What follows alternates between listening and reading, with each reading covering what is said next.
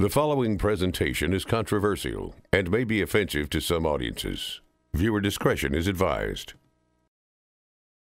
Hello, my name is Porter Stansberry. A little over 10 years ago, I founded Stansberry & Associates Investment Research. It has become one of the largest and most recognized investment research companies in the world, serving hundreds of thousands of subscribers and more than 120 countries. You may know of our firm because of the work we did over the last several years helping investors avoid the big disasters associated with Wall Street's collapse. We warned investors to avoid Fannie and Freddie, Bear Stearns, Lehman Brothers, and General Motors, and dozens of other companies that have since collapsed. We even helped our subscribers find opportunities to profit from these moves by shorting stocks and buying put options. To my knowledge, no other research firm in the world can match our record of correctly predicting the catastrophe that occurred in 2008. But that's not why I created this video. I reference our success and experience with Wall Street's latest crisis because we believe there is an even bigger crisis lurking, something that will shake the very foundation of America.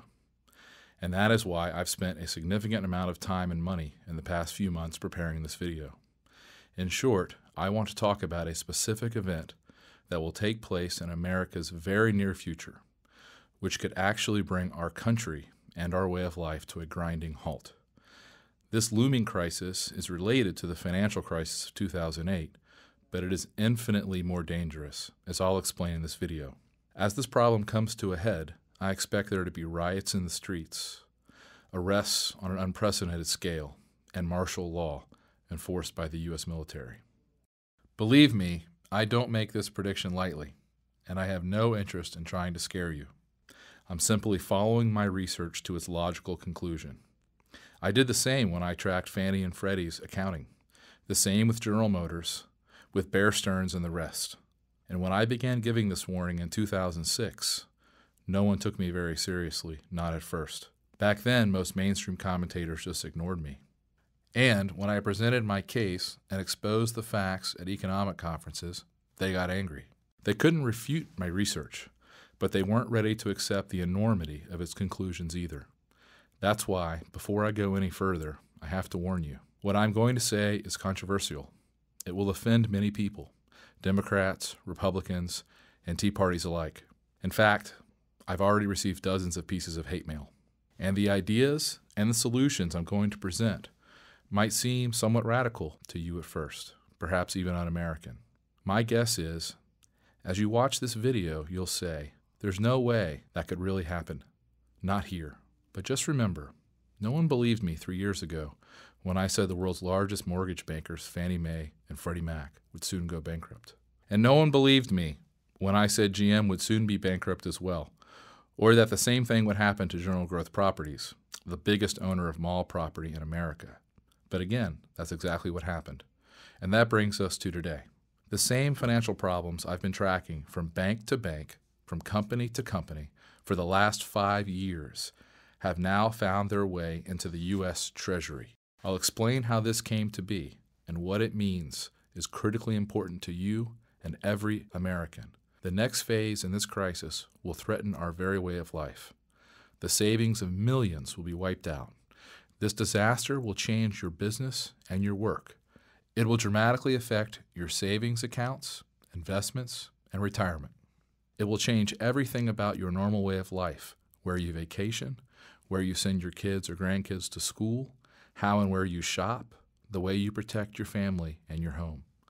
I'll explain how I know these events are about to happen. You can decide for yourself if I'm full of hot air. As for me, I'm more certain about this looming crisis than I've been about anything else in my entire life. I know that debts don't just disappear. I know that bailouts have big consequences. And, unlike most of the pundits on TV, I know a lot about finance and accounting. Of course, the most important part of this situation is not what is happening, but rather what you can do about it. In other words, will you be prepared when the proverbial hits the fan? Don't worry, I'm not organizing a rally or demonstration, and I've turned down every request to run for political office. Instead, I want to show you exactly what strategies I'm using personally to protect and even grow my own money and how you can prepare as well. You see, I can tell you with near 100% certainty that most Americans will not know what to do when commodity prices, things like milk, bread, and gasoline, soar. They won't know what to do when banks close and their credit cards stop working, or when they're not allowed to buy gold or foreign currencies, or when food stamps fail. In short, our way of life in America is about to change, I promise you. In this video, I'll show you exactly what's happening. You can challenge every single one of my facts, and you'll find that I'm right about each allegation I make, and then you can decide for yourself.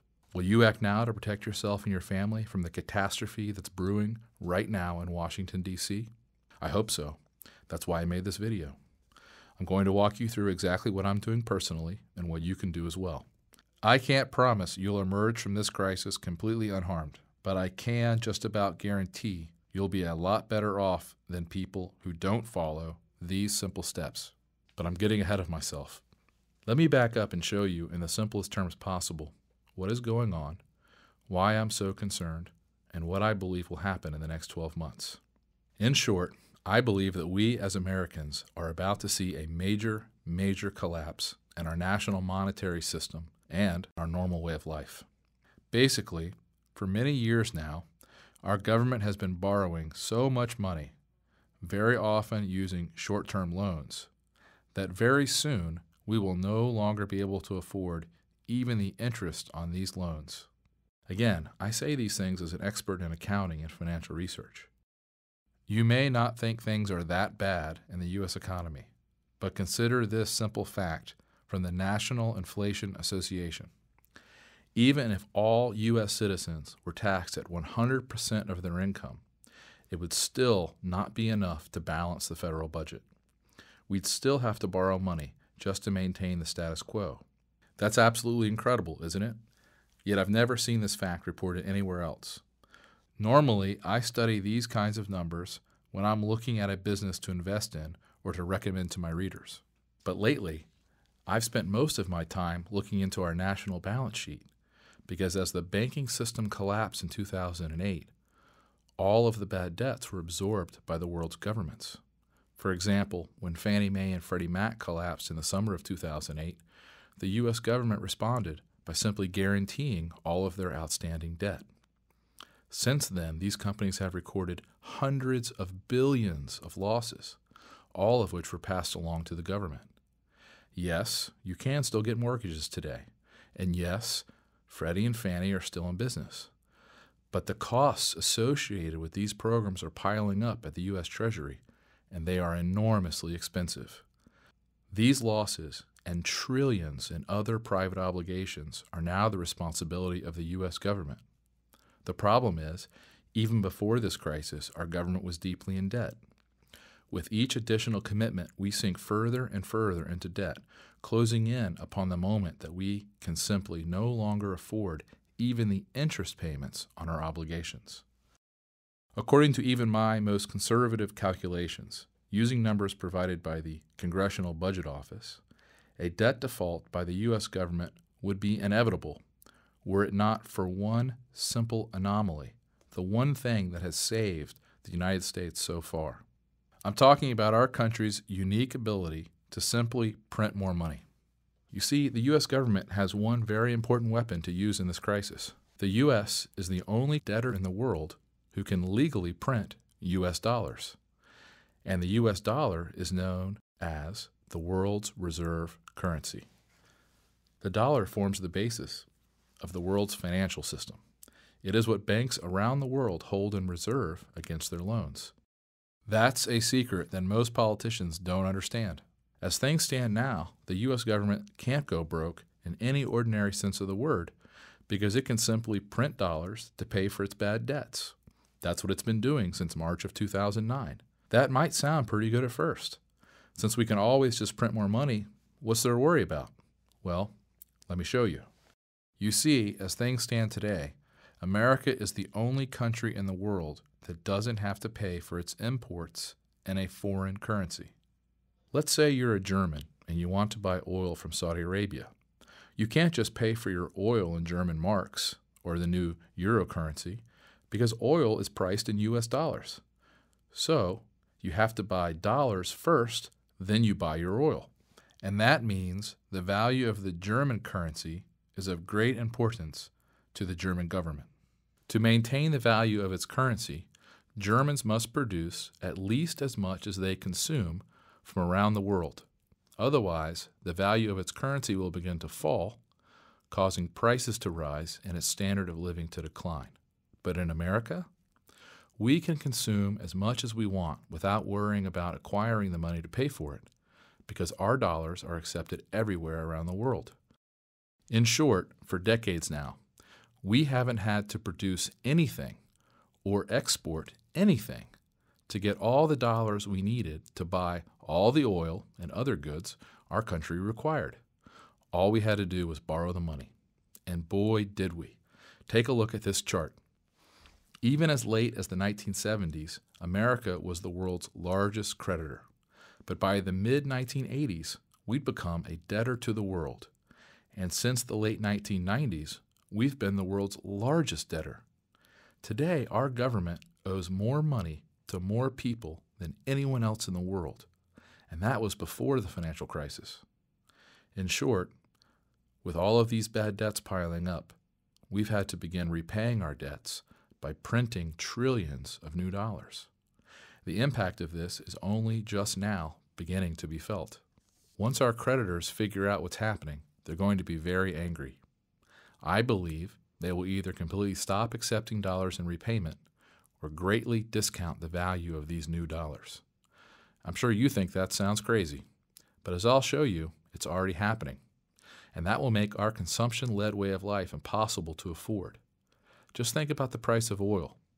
Access to cheap oil has been America's #1 gift of owning the world's reserve currency. This has made gas cheaper in the U.S. than almost anywhere else in the developed world. I know you may think gas prices have skyrocketed in recent years, but look at how much less we pay than other developed nations.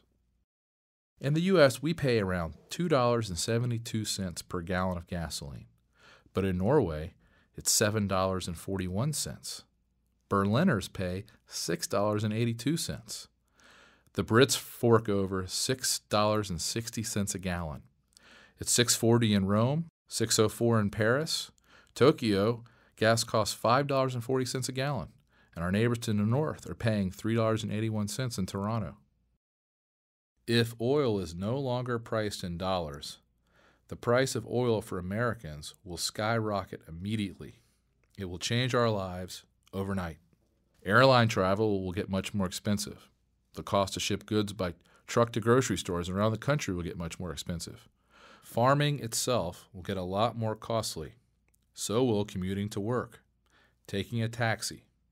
Just about everything we do will suddenly get much more expensive. And remember, in order for prices to start skyrocketing, all that has to happen is that other countries start preferring payments in something besides U.S. dollars. The U.S. dollar has been the world's reserve currency for decades now, so most Americans don't have a clue about what the repercussions are of losing this status. You might think this could never happen, but it happens all the time when countries get too far in debt, or when they consume too much or produce too little.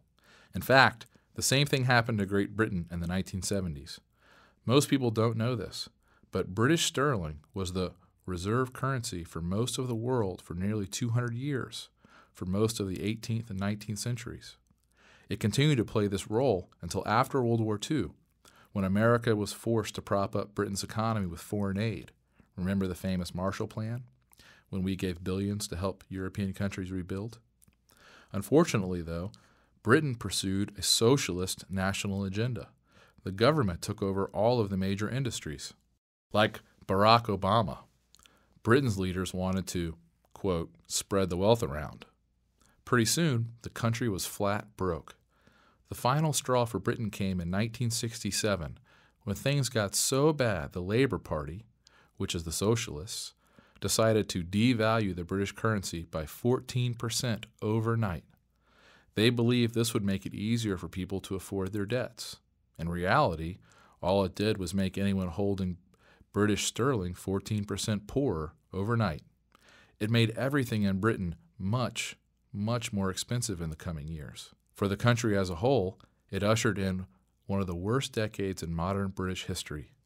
Most Americans don't know anything about Britain's winter of discontent in the late 1970s when the government put a freeze on wages. There were continuous strikes in nearly every sector: grave diggers, trash collectors, even hospital workers. Things got so bad at one point that many hospitals were reduced to accepting emergency patients only. In 1975, inflation in Britain skyrocketed to 26.9% in a single year. The government also imposed what was known as the 3-day week in 1974. In short, businesses were limited to using electricity for only 3 specified consecutive days each week, and they were prohibited from working longer hours on those days. Television companies were required to cease broadcasting at 10:30 p.m. to save electricity. The extreme problems in the economy led Britain to being nicknamed the sick man of Europe. Just how bad were things exactly? We'll listen to the experiences of several Brits. Their stories were collected recently by the BBC television channel. John Blackburn from Wetherby said, I was a control engineer at Huddersfield Power Station at the time, and part of my duty was to switch off the supply to various substations around the town according to an official rota. On many an evening shift, I would have to switch off the power to my own home before going back for a candle-lit supper. Richard Evans from London recalls, My mother had to cross a picket line to get into the maternity hospital. They told her she couldn't come in. My grandmother had to bring in food for her to eat and clean towels and bedding. And David Stoker from Guildford said, I lived in the northeast near Newcastle, and I vividly remember my grandmother and I walking from one shop to another in search of candles. All were sold out. Innovative butchers placed string down cartons of drippings which we bought. These worked, although the smell and risk of fire made them less practical than candles. Imagine, Britain was a global superpower for 150 years, but when they started intentionally devaluing their currency, things went straight downhill. Maybe you don't think something similar can happen here, but I'm telling you, it's already underway.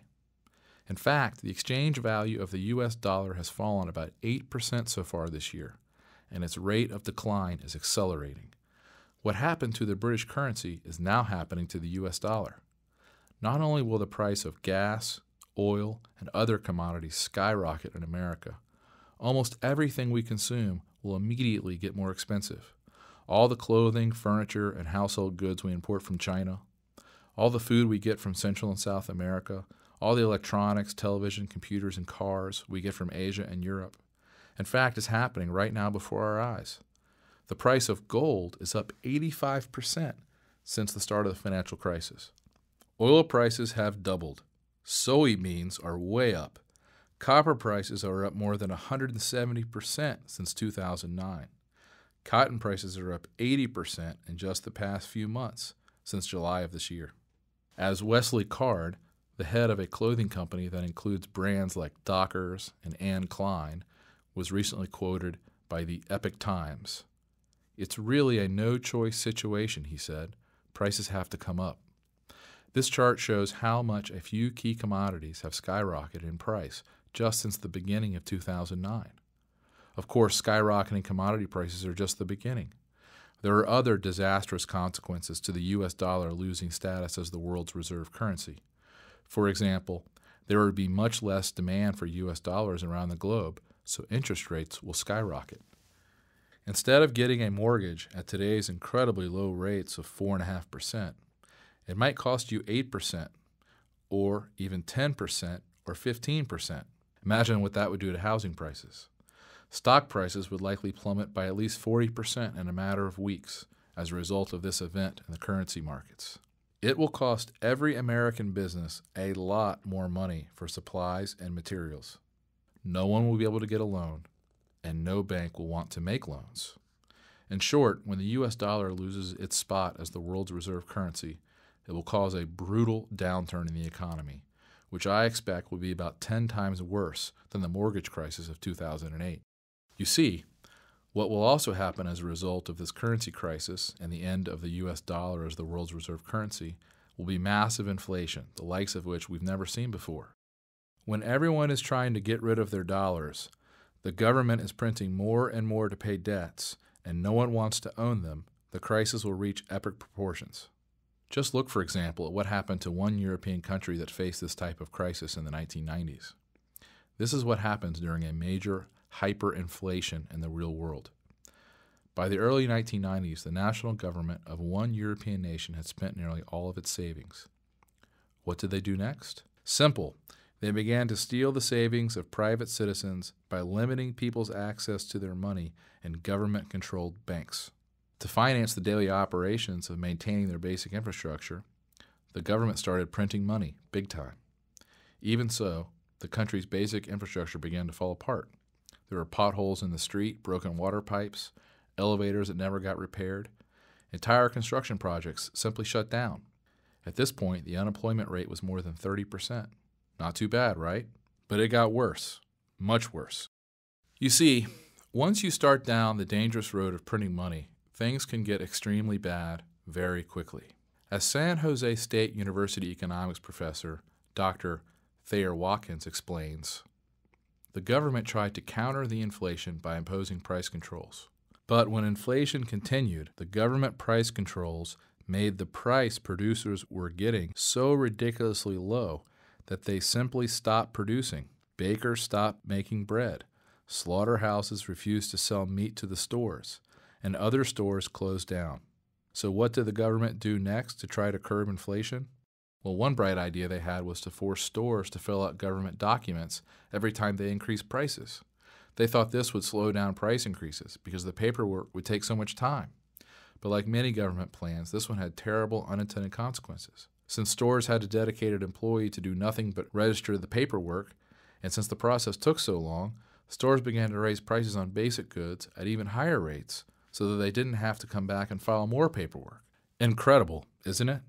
Then, of course, the government did what all governments do during periods of hyperinflation. They created a new currency, which basically removed 6 zeros from the old one. So 100 million old units were soon worth 100 new units. Of course, this didn't work either. It never does. Between October 1993 and January 1995, prices increased by, get this, 5 quadrillion %. That's a ridiculous number. In other words, a loaf of bread that cost $1 in 1993 suddenly costs $50 trillion. Yes, that's 50 trillion. I know it's laughable, but I can guarantee that the people of this once proud European country weren't laughing one bit, especially those living on a fixed income.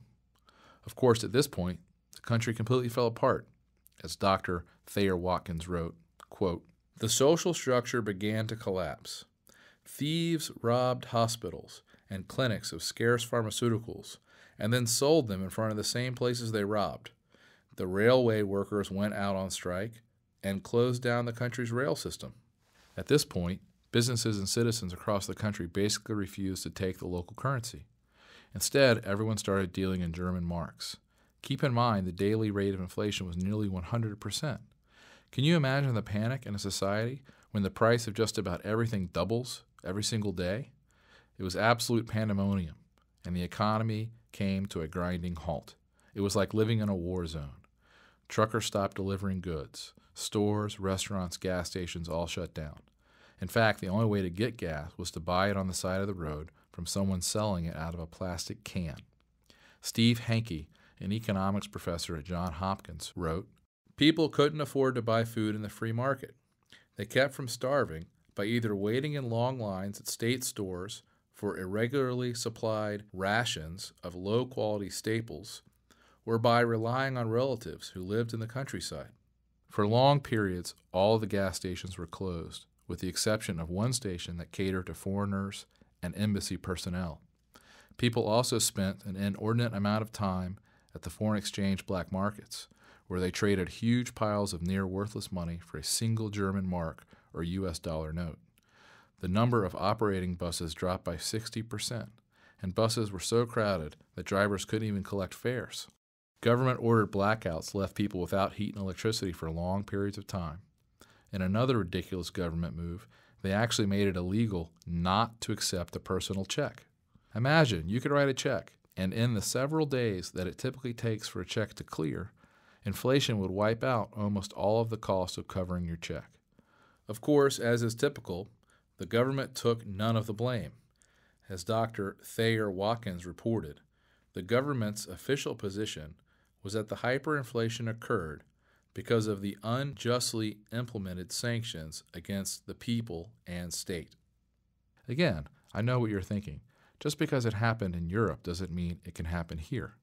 Well, guess what? The same thing that happened in this European country, Yugoslavia, also just happened in Iceland and Greece, but on a less dramatic scale. Of course, the only reason the situations in Greece and Iceland weren't worse is because of giant foreign bailouts. That's right. There's more debt to solve the problem of already existing insurmountable debts. It's all coming to a head soon, much sooner than people think. Remember, too, that in roughly the past 100 years, this type of debt crisis has reared its ugly head in Germany, Russia, Austria, Poland, Argentina, Brazil, Chile, Poland, the Ukraine, Japan, and China. I believe it will soon happen right here in the United States. Don't believe me? Well, the truth is that it's already happening at the local and state levels. Take a look. According to the Center on Budget and Policy Priorities, a Washington, D.C. based think tank, at least 46 states face huge budget shortfalls for 2011, on top of the deficits they still haven't completely figured out for 2010. The center reports that the total state budget shortfall could reach $160 billion in 2011. And although many states got federal help over the past year, that aid is now gone. So, what are these desperate governments trying to do? You won't believe their proposals. The state of Arizona, for example, announced earlier this year that it is selling $735 million worth of government-owned buildings, but will still occupy them by paying a 20-year lease. The government is selling the legislative buildings, the House, the Senate, the state capitol executive tower, the state fairgrounds, even prisons. In California, the state has taken the radical step of opening its prison doors and releasing thousands of inmates. About 11% of the state budget goes to the penal system. That's more than they spend on higher education. So California is slashing the number of inmates by 6,500 people next year. In other words, they're cutting loose about 4% of the prison population. Incredibly, other states, including New York, may do the same thing. In Georgia, the government is proposing taking out dead peasant policies on state employees. When these folks die, the money won't go to the dead person's family, but to the state's coffers to help pay for more programs, insurance, and pension liabilities. It's simply incredible, isn't it? State and municipal governments are so broke and so desperate that they are taking unprecedented steps to at least temporarily avoid bankruptcy. Nearly every state in the union is talking about legalizing some form of gambling to boost tax revenue. California still wants to legalize marijuana, even though it was defeated in the recent election. Of course, none of these ridiculous steps will work in the long run. And the truly amazing thing is that the U.S. federal government is in even worse shape than the local governments. The only reason we haven't seen the full brunt of this crisis yet on the federal level is because we've just continued to pile on more and more debt. The states can't print money, but the federal government can, at least for now. And for the moment, this is all that is preventing a currency collapse of unprecedented proportions. This is the important point. What most people don't realize is that the U.S. government can only continue printing dollars as long as the U.S. dollar remains the world's reserve currency. In other words, this is all going to fall apart much sooner than people think. In fact, it's already happening. The first steps are already well underway. It's happening right now before our very eyes. I can't stress this enough. You need to act now in order to protect your assets and grow your savings in the next few years. In the next few minutes, I'm going to show you exactly how I'm protecting my own money and what I recommend doing with yours. But first, let me show you exactly what's going on right now. Like I said, most Americans don't believe the U.S. dollar could ever lose its spot as the world's reserve currency. But I'm here to tell you this process is already well underway. For example, although it went almost completely unreported in the U.S. press, Last fall, a group of the world's most powerful countries, including China, Japan, Russia, and France, got together for a secret meeting without the United States being present or even knowing about the meeting. Veteran Middle East reporter Robert Fisk reported on this event in Britain's independent newspaper. In the most profound financial change in recent Middle East history, Gulf Arabs are planning, along with China, Russia, Japan, and France, to end dollar dealings for oil, moving instead to a basket of currencies, including the Japanese yen, Chinese yuan, the euro, gold, and a new unified currency planned for the nations in the Gulf Cooperation Council, including Saudi Arabia, Abu Dhabi, Kuwait, and Qatar. Fisk also interviewed a Chinese banker who said this: These plans will change the face of international financial transactions. America and Britain must be very worried. You will know how worried by the thunder of denials this news will generate. And sure enough, after Fisk published the details of this secret meeting, U.S. officials and central bankers from around the globe denied these plans. But as the old central banking adage goes, how do you know exactly when a currency will be devalued? The answer? Right after the head of the central bank goes on television to adamantly deny any such transaction will occur. And guess who just went public in recent weeks with a statement about how the U.S. will not devalue its currency? You guessed it, the U.S. Treasury Secretary Tim Geithner. You see, the last thing a central banker wants to do in the midst of a devaluation is to give people a warning before he can devalue. So they have to deny. After the announcement is made, it's too late for citizens and investors to get out. Like I said, what's incredible is that this story of a secret meeting among most of the major powers besides the U.S. was greatly underreported in the American press. But you know what? The way I see it, it's much more telling to look at actions rather than government press releases.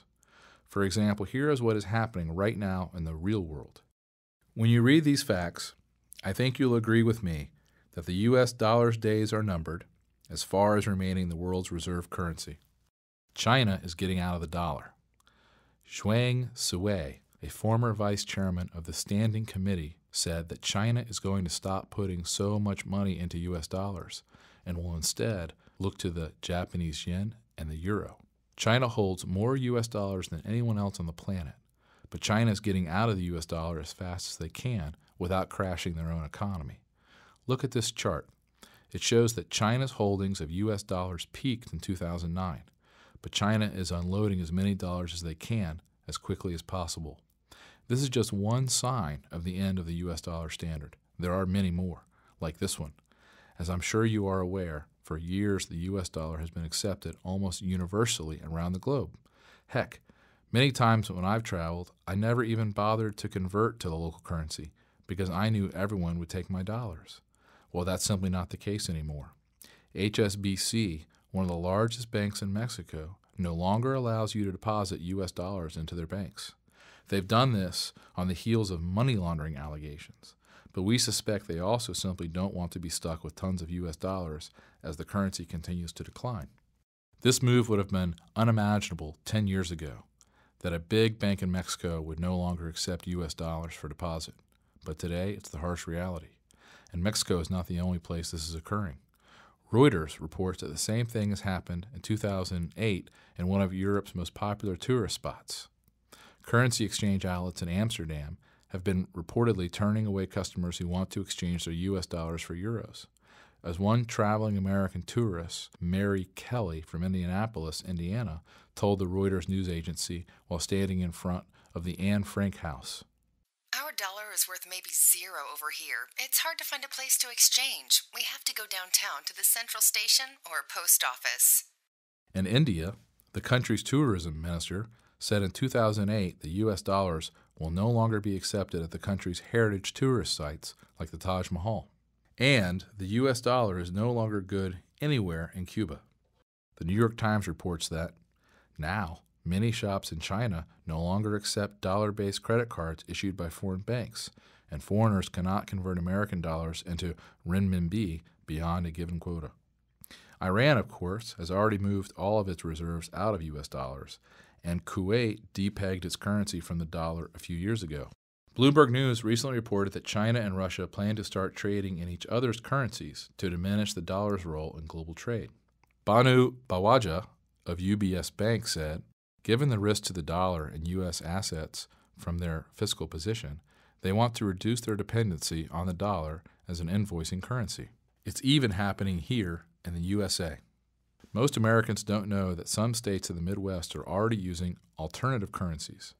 An NBC News affiliate in Michigan reports that new types of money are popping up across mid-Michigan, and supporters say it's not counterfeit, but rather a competing currency. Right now, for example, you can buy a meal or visit a chiropractor without using actual U.S. legal tender. What most Americans don't realize is that this is all totally legal. The U.S. Treasury Department website says that, according to the Coinage Act of 1965, there is no federal statute mandating that a private business, a person, or an organization must accept currency or coins for payment for goods and or services.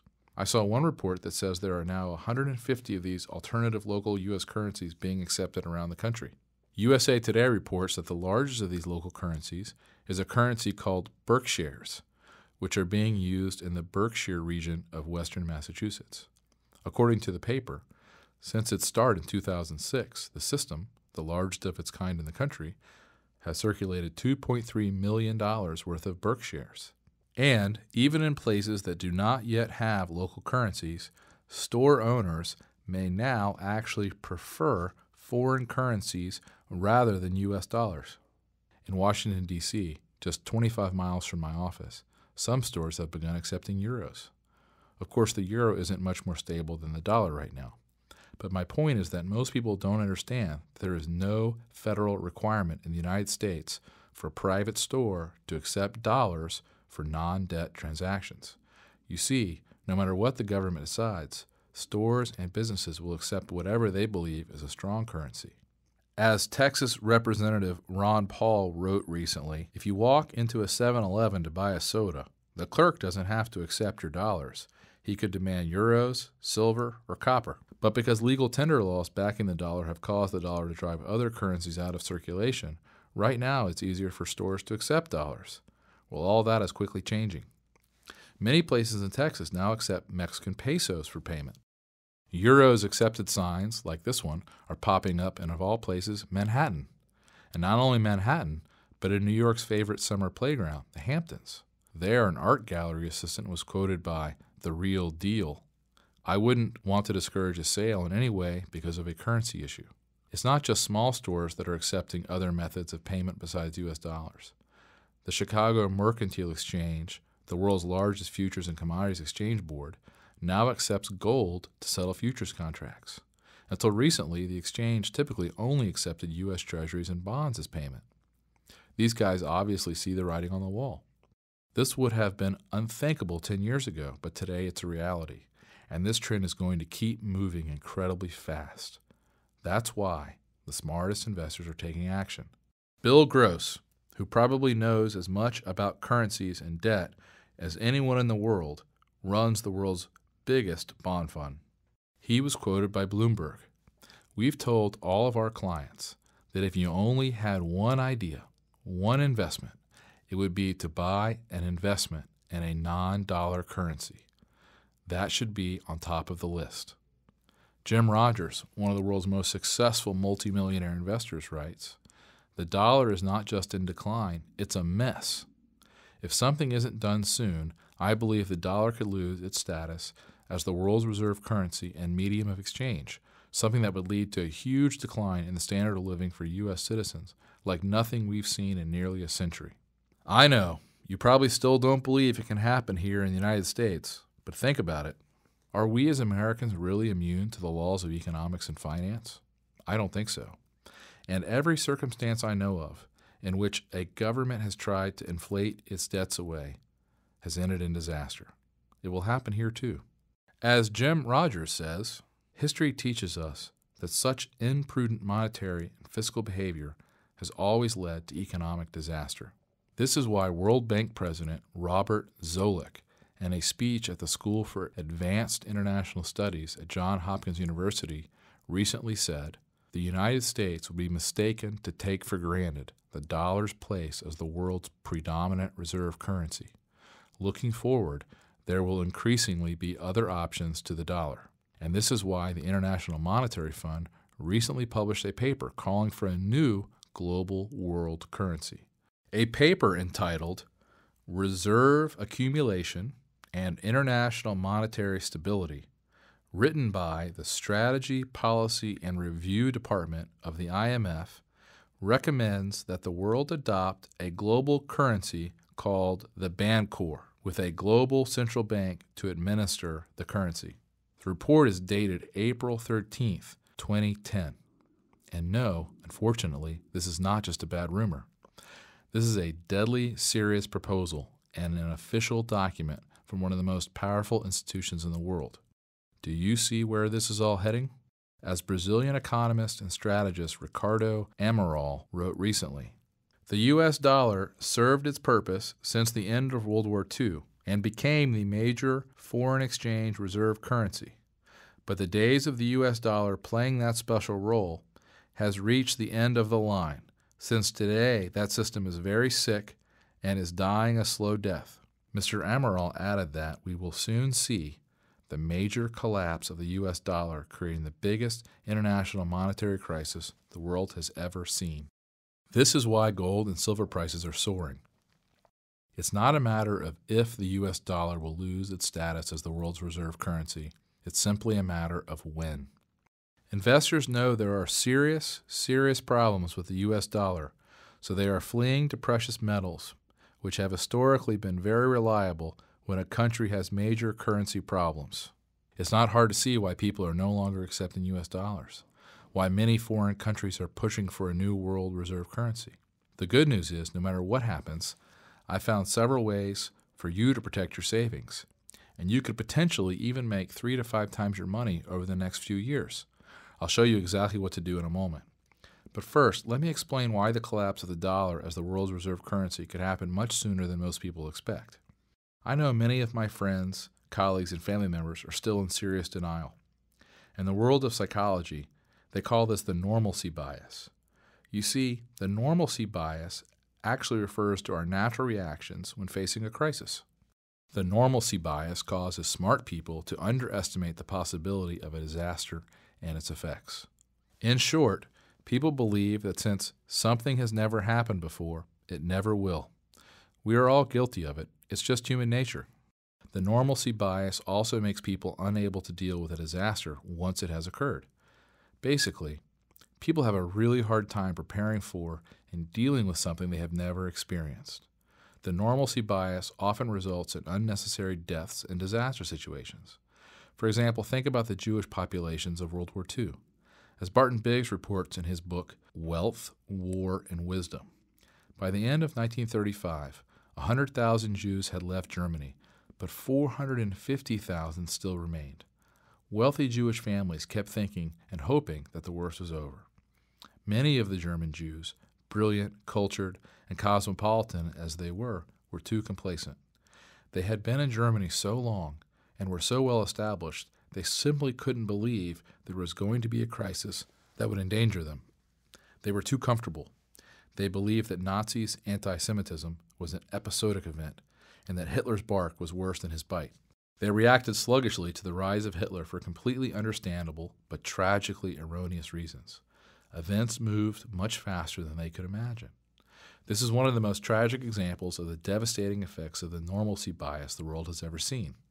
Just think about what was going on at the time. Jews were arrested, beaten, taxed, robbed, and jailed for no reason other than the fact that they practiced a particular religion. As a result, they were shipped off to concentration camps. Their houses and businesses were seized.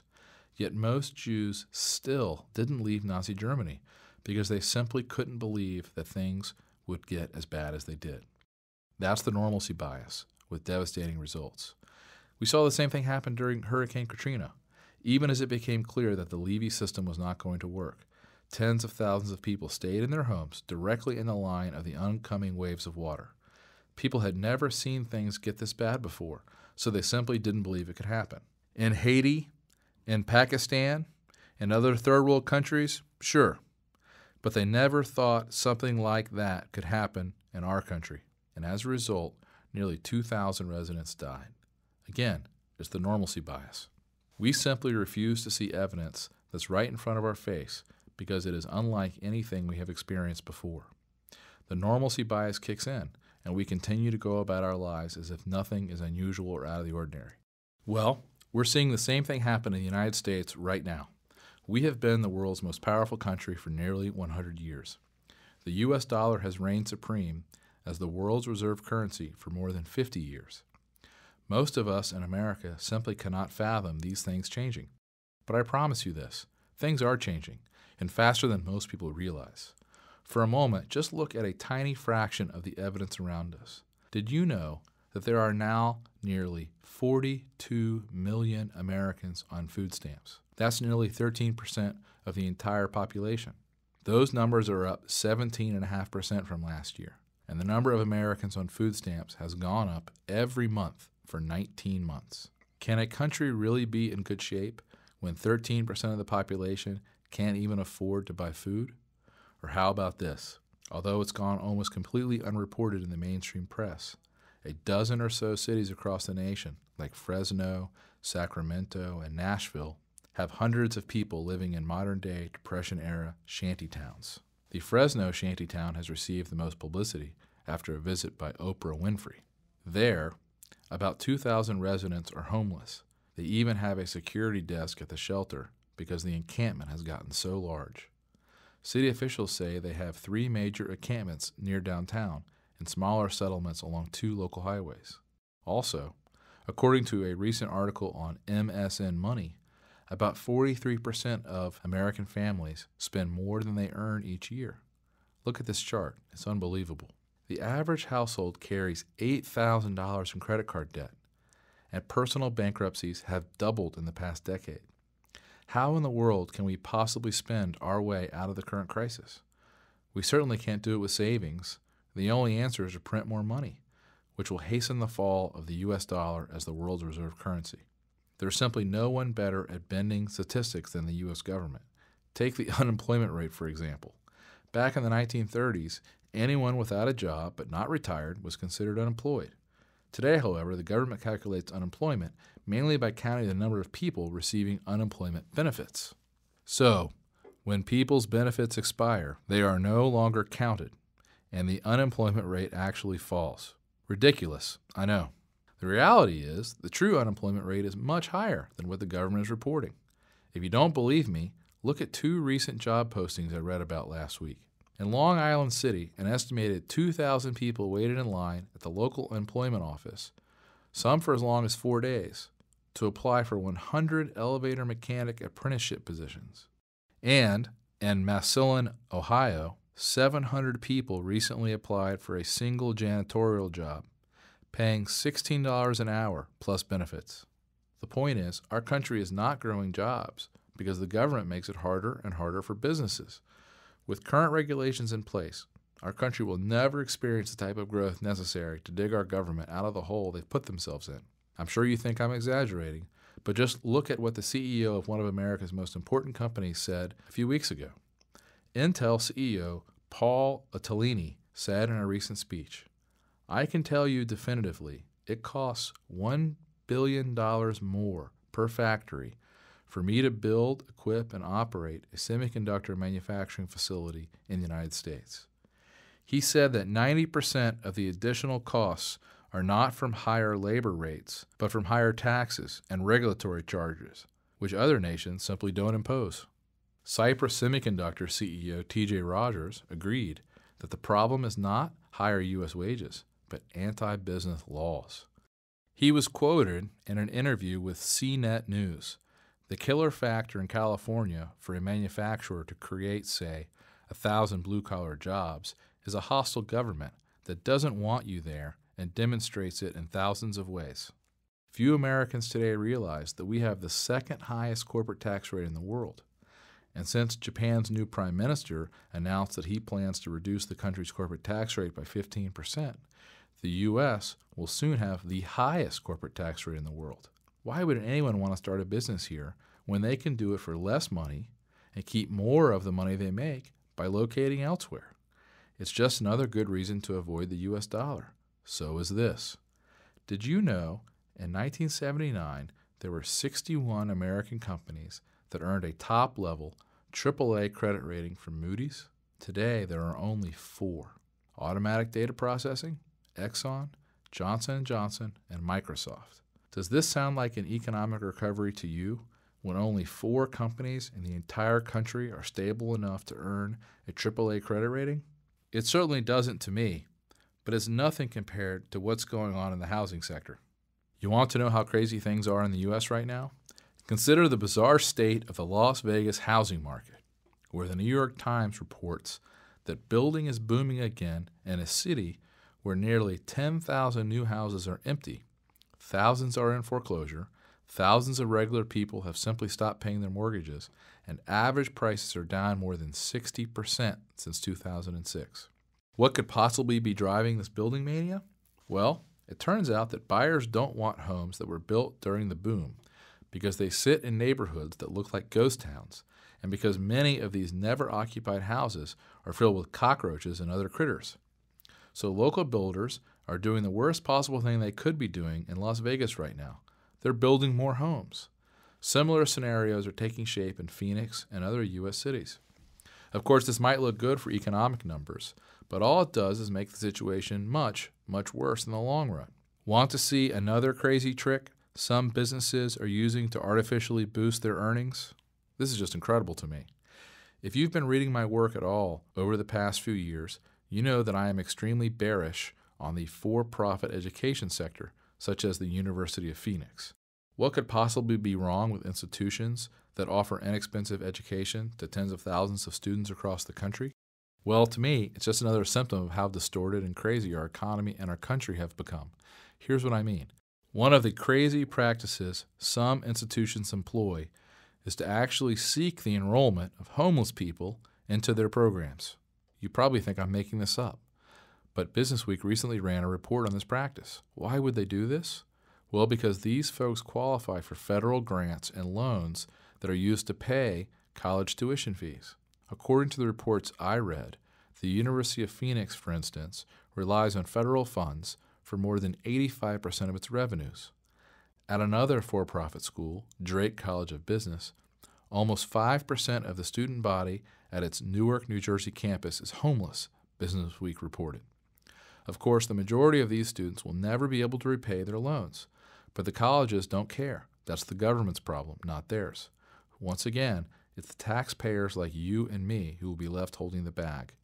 And here's another good reason why investors are afraid of holding dollars right now. One of the most worrisome problems in the stock market is that we're basically repeating the exact same situation that occurred from 1937 to 1942. Most Americans think we've had this amazing stock market recovery since the financial crisis of 2008. And we have, to a certain extent. But we are not out of the woods. In fact, during America's last real economic collapse in the 1930s and 40s, we saw a similar drop and recovery before the markets crashed all over again. The situation is eerily similar. Look at this chart. It's one of the scariest I've seen in a long time. It shows an overlay of what happened to the stock market in 1937 compared to 2008. In both situations, we saw big crashes of about the exact same magnitude, and then a big recovery, again, of about the same size. But what will happen next? Well, if history is any guide, we could well have another big leg down in the stock market. That's exactly what happened 70 years ago. And with all the problems left unresolved in our economy today, it could certainly happen again, especially if the U.S. dollar loses its reserve status. As the Wall Street Journal reported, over the last year, the stock market has followed a path eerily similar to 1937. First, a strong, rapid run to a recovery high, same pace, same magnitude. Then a correction, again the same. Will we continue on the path that led to the correction of 37 into a collapse in 38? The point is, the cards are seriously stacked against us. This looming currency crisis is inevitable. Almost every state in the country is on the verge of bankruptcy. We have borrowed an impossible amount of money, which we will never be able to pay back. Our economy is an absolute mess. Taxes are sky high already, and will certainly go much higher over the next few years. And nearly all of the world's major financial players are preparing for an alternative to the US dollar as the world's reserve currency. To me, it is so obvious that we are about to experience a serious currency crisis that I can't believe people can deny this reality with a straight face.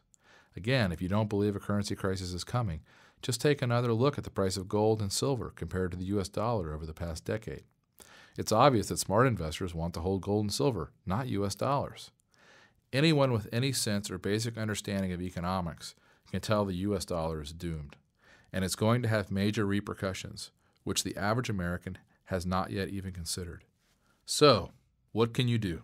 Well, I've done a lot of research on this and have found that there are a surprising number of simple things you can do to not only protect what you've currently got, but also to potentially make quite a bit of money as this currency crisis unfolds.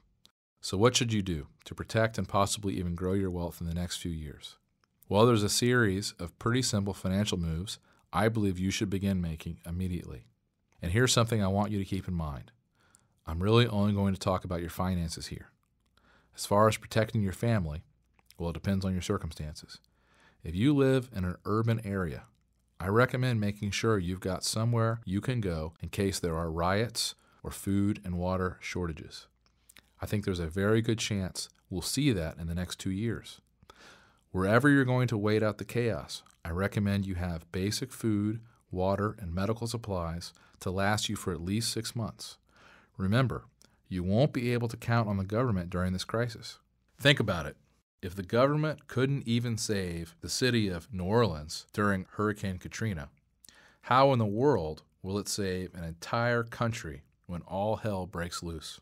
As I said earlier, the truth is the government won't even try to save individual American citizens. The government will be much more concerned with saving itself.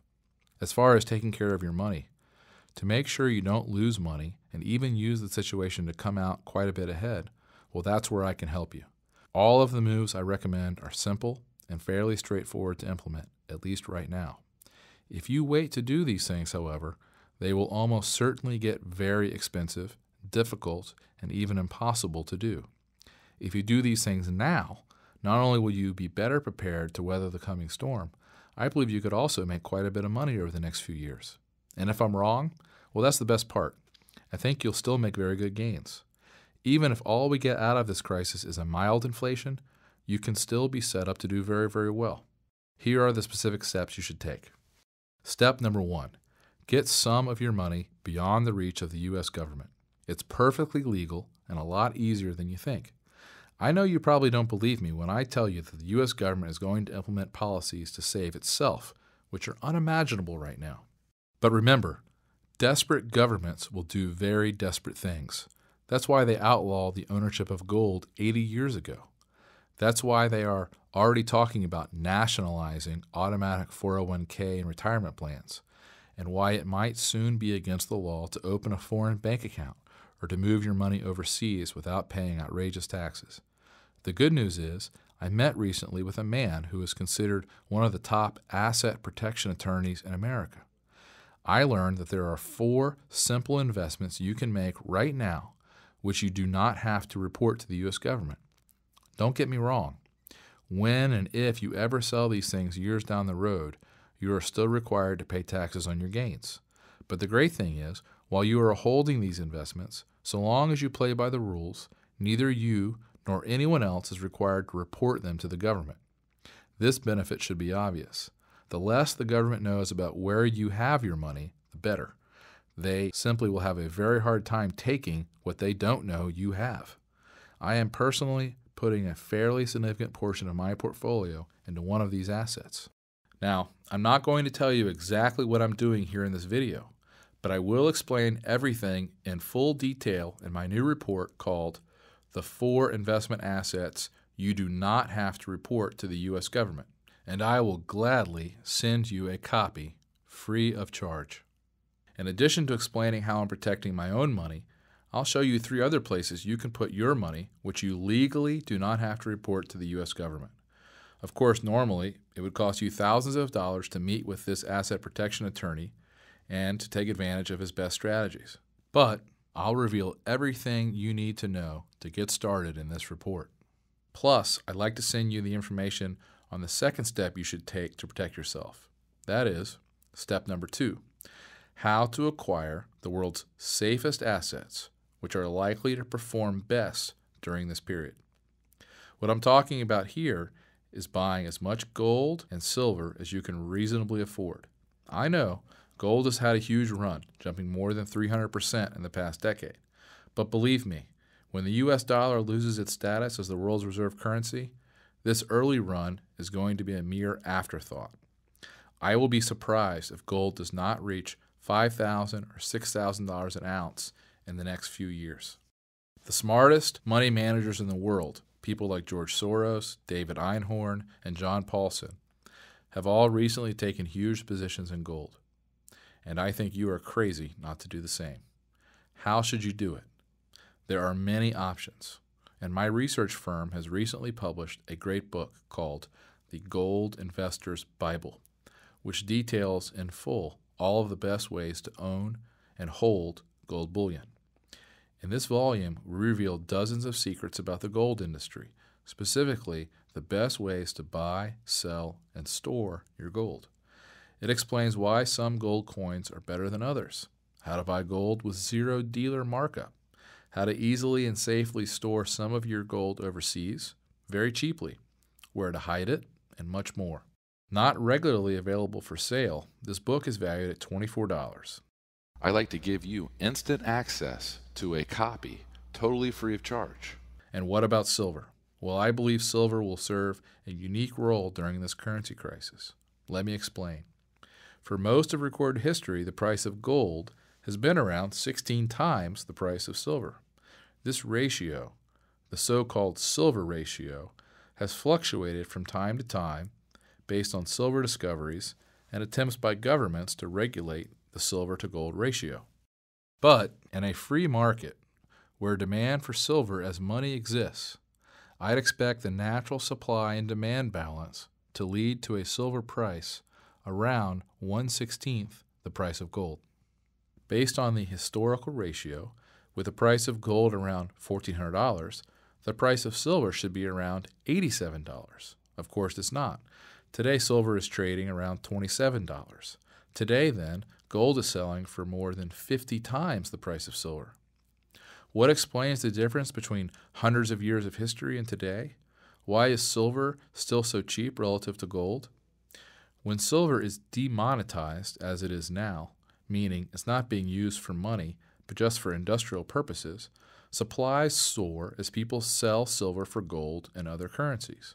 On the other hand, during periods of monetary crisis, demand for silver as money pushes the silver ratio heavily in silver's favor. For example, the ratio returned to its historic range during World War I. It happened again in the early 1970s when Nixon abandoned the gold standard. It also happened most famously in 1979-1980, when it seemed as if America was really entering a serious money crisis. Most people don't know this, but silver is actually the best performing asset of this century, not gold. As my friend Chris Weber pointed out in his November 1st newsletter, gold has risen from $256 an ounce to $1,365 an ounce since 2000. That is a rise of 433%. Silver has risen from $4.02 an ounce to $24.96 an ounce. That is a rise of 521%. In short, silver is the best hedge against a money crisis. As the dollar fails, silver will once again be in demand as money. And as this demand materializes, the free market price of silver will likely return to around 1/16 the price of gold. When gold hits $2,000 an ounce, assuming the price of gold is 16 times the price of silver, silver should be worth about $125 per ounce. My multimillionaire friend and currency expert Chris Weber believes silver will likely hit $187 an ounce. If that happens, you could make gains of around 600% if you invest at today's prices. So what are the best ways to buy silver? Well, my firm has done a ton of research on this precious metal. We have found great ways to hold the metal personally, to have it stored in a secure location in the United States or overseas, and more. We've put everything we know into a valuable guide called Secrets of the Silver Market. I'd like to give you this valuable resource, also free of charge. I'll show you how to get it in a second. But first, let me get to the third financial step I recommend you take right now. Step number 3, learn the stock market quitter's secret. If you want the opportunity to make a lot of money during the coming crisis, one sure way to do it is to learn the intricacies of an unusual investment strategy that is now making some investors an absolute fortune. At my research firm, we have been teaching readers this method for several years. And get this, you don't have to buy a single stock to begin using the strategy, and it has nothing to do with shorting. In a nutshell, this is an approach that can enable you to safely extract gains of exactly 100% from the market over and over again without ever owning or touching a stock. Keep in mind, the most you can make using this strategy is 100%. And, as with all investments, there is some risk involved. Also, it's important to note that this strategy will probably not be right for everyone, but it can be so safe and easy. Once you learn how it works, you might decide to never buy ordinary stocks ever again. Like these folks I taught the secret to in recent years. Last March, for example, Peter Koss of Boise, Idaho, quit stocks and used this secret instead. He says he now makes an average of $10,000 per month with his investments. Randy Bowman of Annapolis, Maryland, also quit stocks. So far, he's made over $87,500. Bernard Henderson of Carmel, Indiana, now collects an average of $100 a day. Another investor, Harold Welchick of New Brunswick, New Jersey, has made over $20,000 using this technique. Tim Hewitt from Sacramento probably put it best when he wrote me and said, "This has saved my portfolio." I repeat, to begin using this investment strategy, you do not have to touch the stock market. You do not have to buy anything in the options market either. That's why financial author Lee Lowell writes, "I've been a professional trader for 17 years, but many people have never heard of this strategy, let alone used it. This is a great way to get your hands on instant cash." Pulitzer Prize winning author James Stewart learned this secret recently and said, "These payouts are so rich, I consulted a colleague to make sure they were real." This seldom understood strategy is how we've helped dozens of people make incredible gains, even in a terrible stock market. And in all likelihood, when the stock market gets really bad, as I expect it soon will, this will be an incredibly lucrative and safe strategy. I'll show you exactly how this investment strategy works and how you can take advantage of it immediately starting today. Everything you need to know is in my new report called The Stock Quitter's Secret, the easiest way in the markets to make 100%. As the stock market begins to unravel, this incredible technique will likely get more and more lucrative. And that brings me to step number 4. Make sure you own the one asset that can help save you and your family no matter how bad things get. There's no telling exactly how bad things are going to get as this crisis unfolds.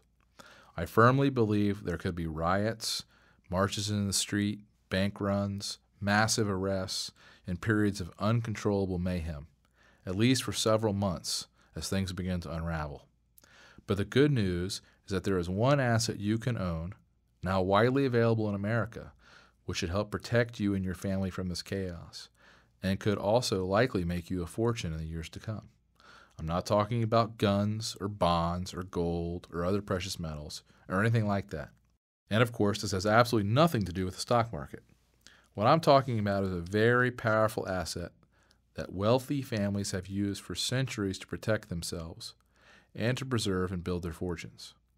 One study tracking this asset shows it has absolutely crushed the stock market between 1970 and 2009 by returning more than 10,000% more than stocks during that period. This investment absolutely destroyed the returns of gold as well, beating it by more than 9,000% over the same period. Look at the gains of the blue line on this chart compared to the returns of stocks and gold. Multimillionaire investor Barton Biggs wrote, "This type of asset throughout history protected both your wealth and your life. During World War II, for example, when millions of families lost their entire life savings through inflation or government seizure, this was the one asset that enabled some families to protect, preserve, and grow their money. What the average American doesn't realize is that many of the richest people in the United States have a significant ownership stake in this asset.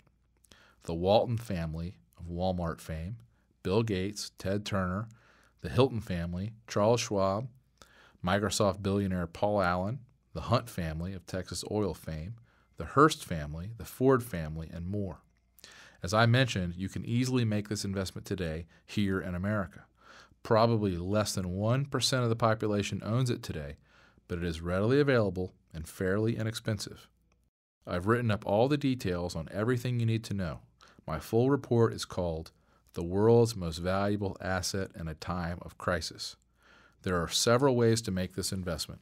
I'll show you what they are. Like I said, this has nothing to do with stocks, bonds, precious metals, guns, medicine, or anything like that. Yet it could save your family, could make you very wealthy in the coming years. As my multi-millionaire friend Doug Casey says, it's the one thing you should own in the years to come. I don't want to say any more about it other than that here in this video. The truth is, the fewer people who know about this investment secret, the better. So how can you begin taking these simple steps right away? Well, my company, Stansberry Associates Investment Research, is a financial research firm. We have a staff of about 50 people, and our main objective is to find safe and profitable investment ideas that you are not likely to hear about anywhere else. Since we started this business a decade ago, the ideas we publish have helped a lot of people make a lot of money. Harold Thiessen from Montana wrote recently to say, "My IRA has gone from a low of $315,000 to the present high of $952,000. I can only thank your Redditors for changing my life so much." Dan Coffin from San Diego also contacted us recently to say, "Since joining, my portfolio has grown by several $100,000. I look forward to a long and prosperous relationship."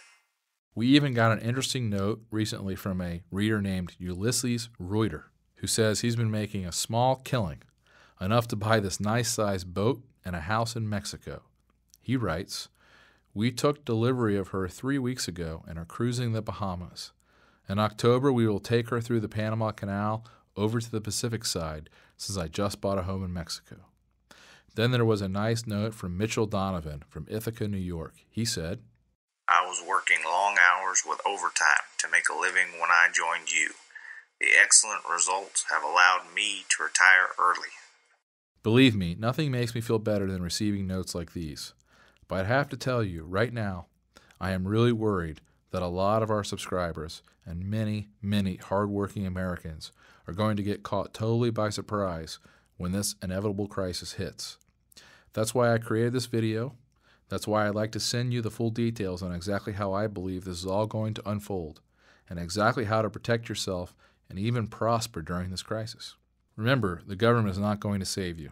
You can either let things happen to you, or you can take a few simple steps and take charge of your family's fate. Please, just give the work I've done a look. I believe you will have all the information you need at your disposal. The best part is, you can take a look at my research and receive everything I've mentioned here at absolutely no risk or obligation. Simply let me know you'd like to take a trial subscription to my monthly newsletter called Stansberry's Investment Advisory, and I will immediately give you access to Research Report Number 1, the 4 investment assets you do not have to report to the U.S. government. Research Report Number 2, the Gold Investor's Bible. Research Report Number 3, Secrets of the Silver Market. Research Report Number 4, The Stock Quitter's Secret, the easiest way in the markets to make 100%. Research Report Number 5, The World's Most Valuable Asset in a Time of Crisis. Also, on the second Friday of each month, I'll also send you my monthly newsletter, Stansberry's Investment Advisory. I'll keep you up to date on exactly what's going on regarding this financial crisis, and I'll show you some unusual and incredible ways to make money now and as it begins to unfold. We have found some great ways to make a fortune as the government continues to try to bail out one failing industry after another. I'll also keep you up to date on the best asset protection strategies I come across and any changes to the laws or government interventions that could affect them. And every day the markets are open, I'll send you my paid subscribers only email called the Stansberry & Associates Digest. I report on all the work my firm is doing, the most interesting investment ideas, what we're researching now, and what we expect to happen in the months to come. So how much does my work cost, and how can you get started? Well, a 1-year subscription, including everything I've mentioned here, normally costs $99 per year. That's what many others have paid. But right now, you can try my research for half off the normal rate. You'll pay just $49.50 for an entire year. Why so cheap? Well, to be honest, our business really only works if our subscribers stick with us for the long term. We realize you've got to try our work first to see if it's right for you. And that's why, through this video, we're making it so cheap and essentially risk-free to try. What I mean is, you'll have the next 4 months to take a look at the research reports I've just described, plus the next 4 issues of my newsletter, and the next 4 months of my daily digest reports. If you decide for any reason my work is not right for you, just let us know, and you can receive a full refund and keep everything you've received so far. In other words, by taking me up on this offer, you are only agreeing to try my work to see if you like it.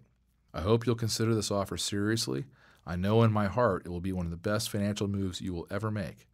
To get started, simply click on the link below, which will take you to a secure order form. Your order will be processed immediately, and you'll have access to all of my work in a matter of minutes.